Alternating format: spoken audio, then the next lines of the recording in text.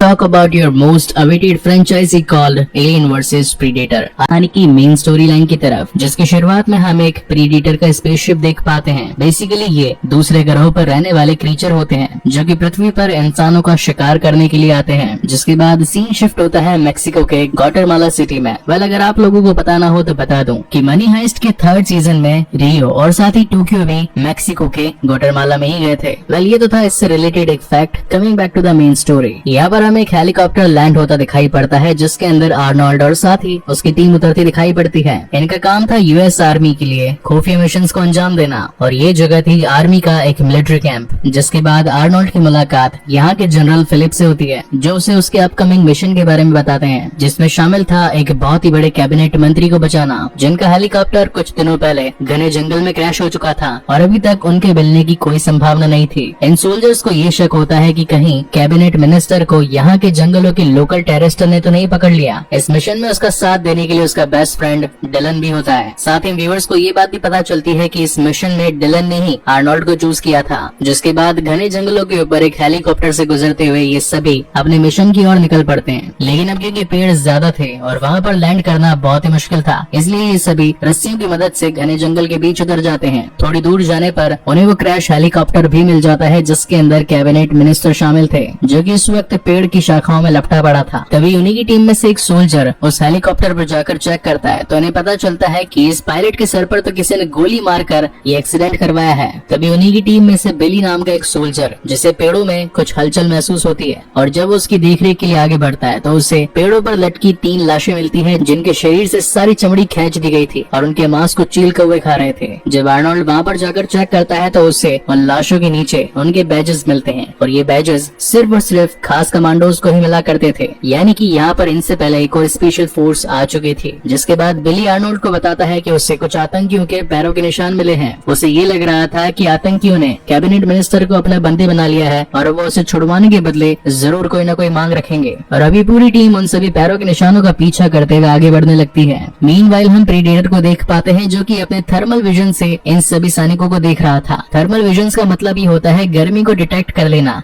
यानी कि जो चीजें ठंडी होगी वो ब्लू में दिखाई पड़ेगी और जो चीजें गर्म होगी वो या तो येलो, ग्रीन और या फिर रेड में दिखाई पड़ेगी। वहीं आर्नोल्ड को कुछ दूर आगे जाकर उन आतंकियों का बेस कैंप दिखाई पड़ता है। उन्हीं आतंकियों में से एक शख्स एक बंदक को सर पर गोली मार के उसकी हत्या कर देता है। अब आर्नोल्ड को ये बात तो क्लियर हो चुकी थी कि यहाँ पर काफी सारा आतंकी है, इसलिए वो अपनी टीम को छोटी छोटी टुकड़ियों में बांट देता है और दुश्मन को चारों तरफ से घेर लेने के बारे में कहता है। और अब एक एक करके इनकी पूरी टीम हर कोने में जा जाकर उन सभी आतंकियों को मौत की घाट उतार रही थी। वहीं पर आर्नोल्ड का ध्यान एक खराब पड़े ट्रक पर जाता है जिसके ऊपर वो एक बॉम्ब को फिट करके उसे अपनी ताकत से उठाकर नीचे ढलान की ओर भेज देता है और वो ट्रक बॉम्ब के साथ उनके बेस कैंप में जाकर बहुत बड़ा एक्सप्लोजन कर देता है। और अब देखते ही देखते यहाँ पर अंधाधुंध फायरिंग स्टार्ट हो जाती है। कभी आतंकवादी इनके ऊपर फायरिंग करते हैं तो कभी ये लोग उनके ऊपर। जिसके बाद आर्नोल्ड और डिलन आगे बढ़कर उस कैंप के अंदर मिनिस्टर को ढूंढने की कोशिश करते हैं, मगर तभी उसके पीछे कोई इसे गन पॉइंट कर लेता है और जब आर्नोल्ड पलटवार करता है तो उसे पता चलता है कि वो कोई आदमी नहीं बल्कि एक औरत थी जो कि इसी रेबेलियन ग्रुप की साथी थी। तभी वहाँ पर मैक भागता भागता और आर्नोल्ड को बताता है कि जिस शख्स को हम इतने दिनों तक कैबिनेट मिनिस्टर समझ रहे थे वो तो कोई और ही था। उसका आईडी कार्ड चेक करने पर इन्हें पता चलता है कि वो भी एक CIA एजेंट था। जिसके बाद तो आर्नोल्ड को गुस्सा आ जाता है और वो डिलन को पकड़ता है कि तुमने हमसे झूठ क्यों कहा। जिस पर डिलन कहता है कि इतने टाइम से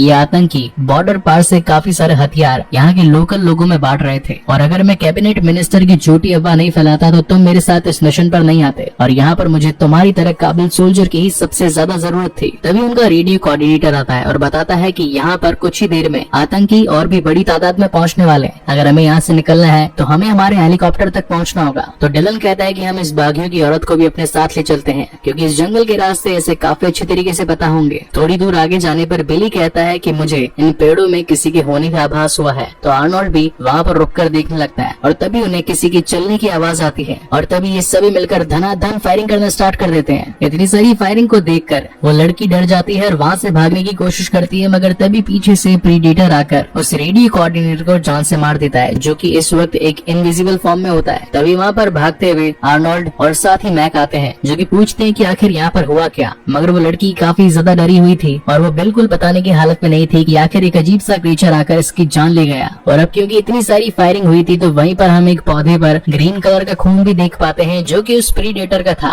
जिसके बाद सीन शिफ्ट होता है एक पेड़ पर और यहाँ पर हम प्रीडेटर का पैर देख पाते हैं, जिस पर इस वक्त गोली लगी थी। और तभी वो अपना एक फर्स्ट एड किट निकालता है, जिसके अंदर से कुछ ऐसे एडवांस्ड इक्विपमेंट थे जिनकी मदद से वो अपने पैर में लगी गोली को निकाल देता है। मगर ऐसा करने पर उससे काफी ज्यादा दर्द होता है और उसकी चिल्लाहट से पूरा जंगल गूंज जाता है। और अब तो इन सभी को भी लगने लगता है कि इस जंगल में कोई तो दैत्य मौजूद है। इस वजह से ये पूरी टीम एक एक करके वहाँ पर ट्रैप्स बनाने लगती है। मगर प्रीडेटर काफी ज्यादा होशियार था और वो हर किसी को उसी की ट्रैप में फंसाकर जान से मार रहा था। ऐसा करते करते उनकी टीम से अभी तक 4 सोल्जर्स मारे जा चुके थे। जिसके बाद में बारी थी कॉन्शो की, जो कि ये बताता है कि तुम लोग इस ब्रिज से आगे निकलो, उससे मैं अकेला ही निपट लूंगा। और चाकू लेकर खड़ा हो जाता है उसके साथ 1-on-1 फाइट करने के लिए, जहाँ पर एंट्री होती है प्रीडेटर की। मगर वो भी इसके सामने नहीं टिक पाता और उसकी जान चली जाती है। इन सभी की भी जान खतरे में थी और ये सभी बॉर्डर पार करने के लिए तेज गति से उस जंगल की ओर भाग रहे थे। लेकिन तभी प्रीडेटर की एक प्लाज्मा आकर आर्नोल्ड को भी लग जाती है और वो काफी ज्यादा घायल हो जाता है। लेकिन आर्नोल्ड उस लड़की को कहता है कि जितना जल्दी हो सके उस हेलीकॉप्टर वाली जगह पर पहुंचो और वहाँ से मदद बुलाकर लेकर आओ। और अब जैसा कि प्रीडेटर ने आर्नोल्ड को देख लिया था तो वो उसका पीछा करने लगता है। वहाँ से आर्नोल्ड अपनी जान को बचाता हुआ एक गहरी खाई में गिर जाता है और वहाँ से घसीटता घसीटता एक बड़े से झरने के जरिए नीचे नदी में कूद जाता है। लेकिन प्रीडेटर भी किसी से कम था क्या, वो भी वहाँ से कूद जाता है। लेकिन अब पानी में गिरने के बाद उसके इलेक्ट्रिक इक्विपमेंट्स थोड़े खराब हो जाते हैं। इसी वजह से उसे इनविजिबल करने वाली मशीन काम नहीं करती, जिसे देखकर आर्नोल्ड को समझ आ जाता है कि वो काफी तेज, ताकतवर और एडवांस इक्विपमेंट से लैस है। अपनी जान बचाने के लिए वो रगड़ता रगड़ता एक लकड़ी के गट्ठर तक पहुंच जाता है और सोचता है कि अगर ये मुझ पर हमला करेगा तो मैं इस लकड़ी के गट्ठर को उठाकर उस पर मार दूंगा। लेकिन यहीं पर कहानी में एक ट्विस्ट आ जाता है। प्रीडेटर के सामने आर्नोल्ड होता है, मगर वो उसे देख नहीं पाता और चुपचाप वहाँ से निकल जाता है। तब जाकर आर्नोल्ड को ये बात समझ में आती है कि जब वो कीचड़ में लिपटा हुआ यहाँ तक पहुंचा तो कीचड़ ने उसकी बॉडी के टेम्परेचर को डाउन कर दिया, यानी कि वो थर्मल डिटेक्शन में नहीं आ सकता था। और अब उसकी कमियां जान लेने के बाद तो आर्नोल्ड अपने खुद के ट्रैप्स बनाने लगता है। पुरानी बंदूक में मौजूद बारूद को एक कपड़े में लपेटकर उसकी मशाल बनाता है, पूरी बॉडी पर उस कीचड़ का लेप लगाता है और साथ ही इतने बड़े लकड़ी के टुकड़े को एक पेड़ से बांध देता है कि अगर जब वो उसके सामने आए तो उसे कुचलकर उसकी जान ले ले। और फिर शुरुआत होती है कहर की रात की, जहाँ पर ये 2 बड़े शिकारी आपस में ही एक दूसरे का शिकार करने पर तुले थे। हालांकि इस वक्त प्रीडेटर की इनविजिबल पावर एक्टिवेट हो चुकी थी, यानी कि उसके इक्विपमेंट्स काम करने लगे थे, उसे कोई देख नहीं सकता था। मगर आर्नोल्ड भी अपने कीचड़ के लेप की वजह से उसे दिखाई नहीं पड़ रहा था। और जब वो दूर एक पत्थर खींच के मारता है तो प्रीडेटर ये सोचता है कि आर्नोल्ड वहाँ से भागकर निकला, इसलिए वो अपनी प्लाज्मा को उस पर फायर करता है और तभी आर्नोल्ड को उसकी लोकेशन का पता लग जाता है। और जब प्रीडेटर उस आग लगी जगह पर पहुंचता है कि यहाँ पर क्या आर्नोल्ड की बॉडी पड़ी है या नहीं, तभी वहीं दूर से आर्नोल्ड उसके ऊपर एक एक्सप्लोसिव एरो मार देता है, जिसकी वजह से प्रीडेटर बहुत ज्यादा घायल हो जाता है और उसका खून बहने लगता है और साथ ही उसकी इनविजिबल इक्विपमेंट्स भी काम करना बंद कर देते हैं। लेकिन फिर भी उसकी प्लाज्मा काम करती है और वो आर्नोल्ड पर एक जोरदार शूट कर देता है, जिसकी वजह से आर्नोल्ड नीचे पानी में गिर जाता है। और ऐसा होते के साथ ही उसकी बॉडी से उसके कीचड़ का लेप हट जाता है, यानी कि अब ये दोनों ही एक दूसरे को देख सकते थे। जिसके बाद आर्नोल्ड उसे घसीटता हुआ अपने उस ट्रैप तक लेकर जाता है, जहाँ पर उसने उस बड़े से लकड़ी के गट्ठर को बांध रखा था और उसे बोलता है कम किल मी। मगर प्रीडेटर इस बात को समझ जाता है कि जरूर यहाँ पर कोई तो ट्रैप होगा और वो आकर दूसरी तरफ से कूदता है। पहले तो आर्नोल्ड को लगता है कि अब उसका खेल खत्म, लेकिन तभी उसकी नजर ऊपर जाती है और उसे पता चलता है कि वही सेम पॉइंट है जहाँ पर लकड़ी का गट्ठर आकर गिरेगा और वो एक जोर की लात मारकर उस लकड़ी के टुकड़े को तोड़ देता है, जिसकी रस्सी से वो गट्ठर बना था